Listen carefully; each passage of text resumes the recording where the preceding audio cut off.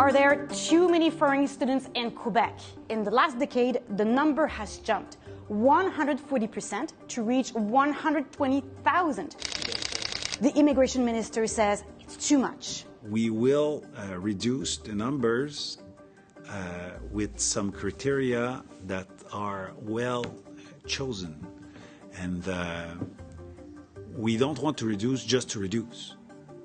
We don't want to say, okay, let's cut and discuss after. Roberge has tabled a bill that would give the government the tools to cap numbers by region, school, or field of study. It would also give the province better control over private colleges under scrutiny for questionable recruitment practices, mainly targeting Indian students. Quebec also wants more control to prevent students from applying for asylum once they're here. If the government reduces the number right here, right now, before to discuss with the institution, before to increase our agility, I think we could really hurt our institutions. With more than half of foreign students in Greater Montreal, the minister repeats he wants to preserve the vitality of the French language.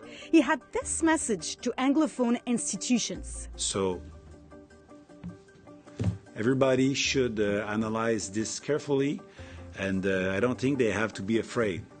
Let's discuss together. Roberge doesn't have a target, but he wants the changes in effect by September 2025. Concordia University says it has already seen a decline in the number of international students, and it believes the biggest growth is at Francophone universities. The first reaction is to be worried about the consequences of the bill. In Trois-Rivières, 18% of all students come from abroad. The role of international students, when we look at our registrations from international students, they are mostly in niches that are essential for Quebec. Blanchette wonders how the government will choose to target one field of study more than another. To see that the government could target specific programs in a law, for us, is worrisome because, in a sense, universities and programs are developed over a long time. With this bill, Quebec is addressing Ottawa's complaint that the province wasn't using its own powers to reduce the number of temporary immigrants. But the local government was to blame for the situation,